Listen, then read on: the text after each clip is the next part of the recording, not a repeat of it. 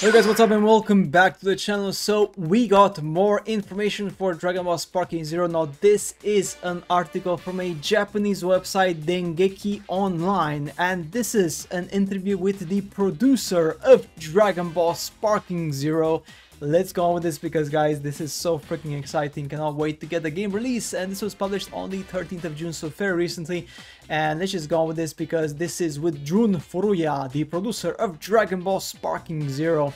So buckle up because guys, this is super damn interesting. So the first question this person was asked is, please tell us how you come to revive the Dragon Ball Sparking series.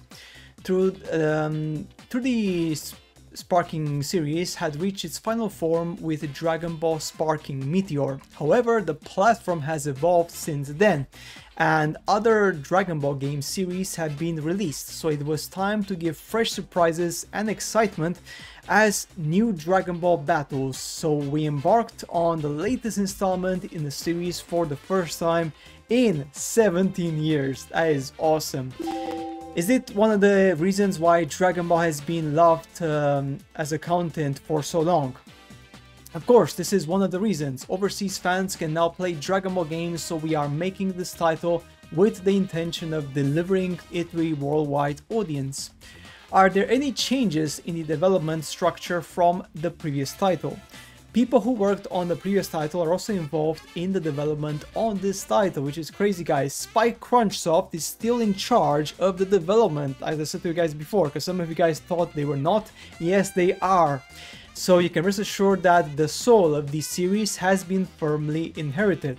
In terms of development scale, it is the largest number of characters to participate in the series, so the biggest roster of characters to date. What is the appeal unique to the Sparking series? Alright, the experience of playing as a Dragon Ball character is the most important thing. In order to realize that experience, we have prepared many characters, in particular about effects. When you accumulate energy, the surrounding move around, and when you fully charge, rocks break. We believe that the experience of the power of a super warrior can be felt from such things, and we are pursuing it. Even though it's the same fighting game, rather than fighting strictly on equal terms, this is really important guys. Like Dragon Ball FighterZ, it's designed to focus on Dragon Ball-like action. In that sense, the strong characters in the game are strong, and the weak characters have a hard time. Which is great because when you play online as well, you're going to have like a certain threshold, and you have to fill that threshold with points. And of course the powerful characters will have a lot of points and the weak characters will have lower points. So do you want to build a team of weaker characters with more of them, or a team of a single or two characters? So it's really down to the fact that how do you want to build your team for online, which again is so cool because that's the whole essence of Sparking Zero. Gogeta, of course, is more stronger than Tenshin Han. I mean, come on, I just common sense, right? Now, the previous title, Dragon Ball Sparking Meteor, had a Z in the title, but why did it disappear from this game? This time, Super is also included, so this time the Z has been removed. The reason for the title Zero is to make it easier to start from here, as it's the first new work in 17 years. By the way, the Sparking series was released overseas under the title Budokai Tenkaichi, but this work has a unified name. And it makes sense because Sparking Zero sounds better than Budokai Tenkaichi, right? Like, Sparking is actually easier to pronounce than Budokai Tenkaichi. So yeah, just weird that they went with that in the first place years ago. How far will the episode battles branch out? Are there multiple endings? So, this is really interesting here because it says, rather than branching out countless times, I imagine that in some stages you can enjoy slightly different developments depending on the results of the battle and your choice. While the story will basically follow the original, I think you'll be able to enjoy some if stories, which is really cool. In episode battles, you said that you can switch to Goku's point of view in some event scenes, but is this possible for other characters? It will only be the perspective of the playable character in that episode battle. If this is Vegeta's episode battle, you can switch to Vegeta's point of view. So yes, not only Goku will have that first person perspective, which is, I think, really cool for like immersion. I think that's really cool, guys. How dense will the story of the episode battle be? It won't be that detailed, but I think you'll be able to understand the flow of the story itself. It's a cycle of what happened before the battle being depicted, and then the battle begins. In edit mode, players can create various stories, but how much freedom can they have? Basically, you can freely arrange lines and characters. There are about 5,000 lines prepared, and you can change the character names in the text to other character names, so the degree of freedom in customization is quite high. Are there any stage gimmicks prepared? Regarding gimmicks such as destruction, they are basically the same as the battle mode. However, you can set ring out in some stages, so that's really cool. So effectively, when you do like custom battles, you can set out ring out if you so prefer.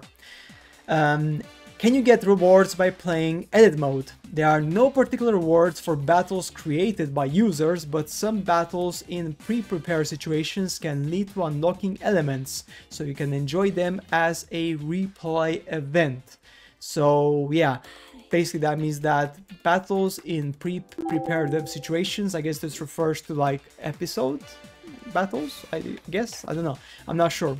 Next one, it seems that you can have different numbers of people in your team in battles, but in that case, will there be any adjustments, handicaps to your stamina, etc.?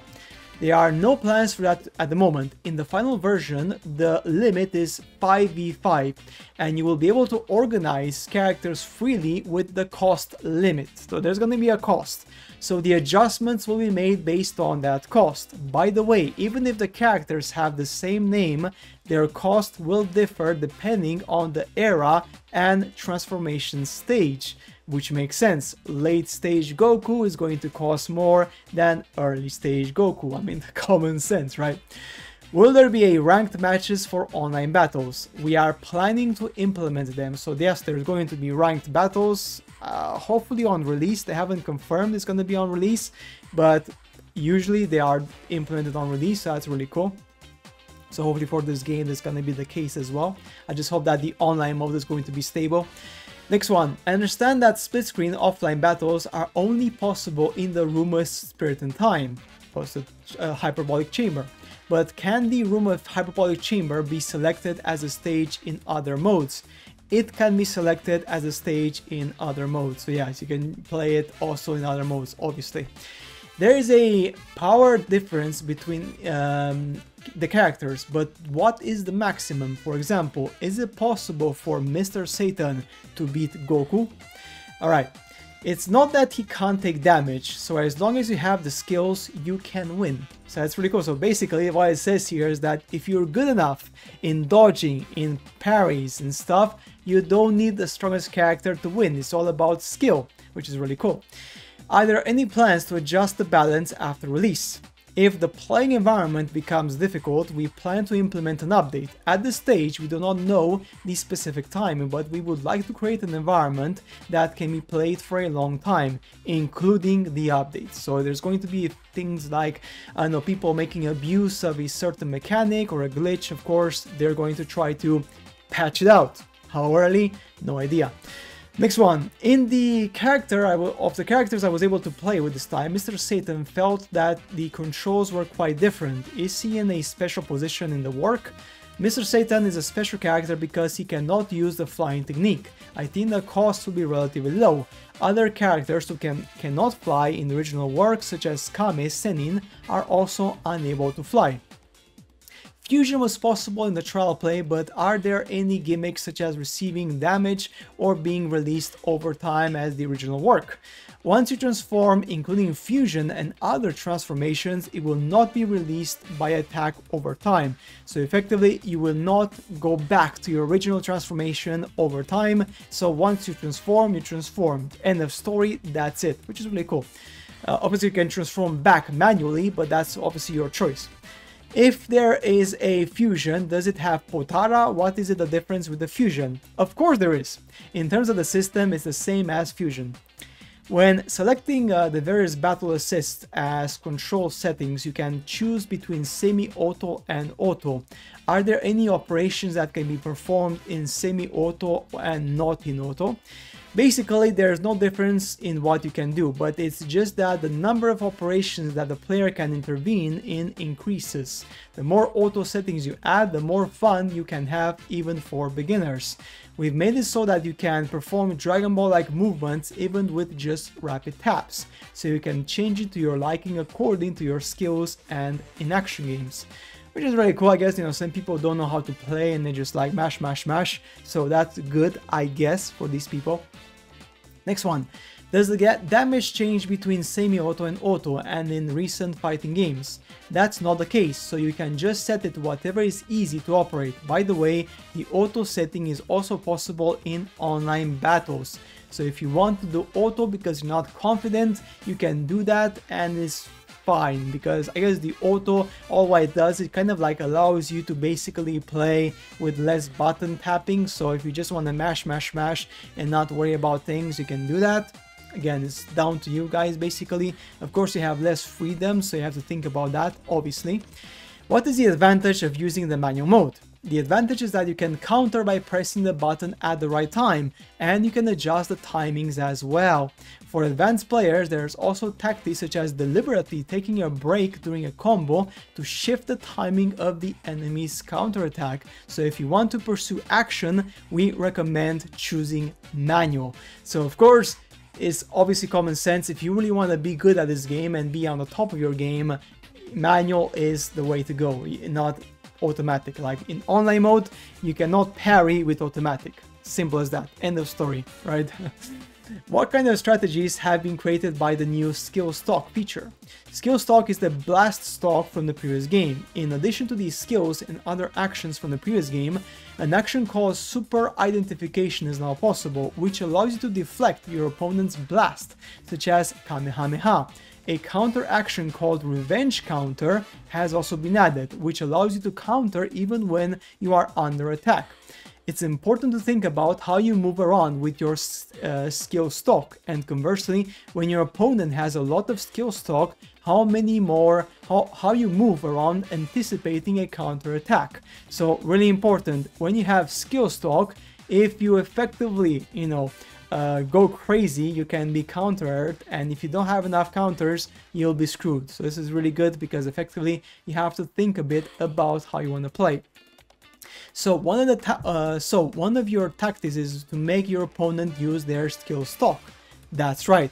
There's no way to intentionally reduce your skill stock, but you can induce it depending on how you fight, such as by continuing to attack and forcing them to use revenge counter. If your skill stock runs out, it's a chance to attack, so I recommend attacking all at once. So basically, the person who does better at draining the other guy's skill stock wins the fight, pretty much in the general, right? By the way, are there any techniques that can't be countered with the counter type actions? There are quite a lot of techniques that can't be countered with Ultimate Blast. It's a big technique that comes after you've saved up all of your energy. So the Ultimate Blast cannot be countered. I guess you have to evade it, right? Which is quite interesting.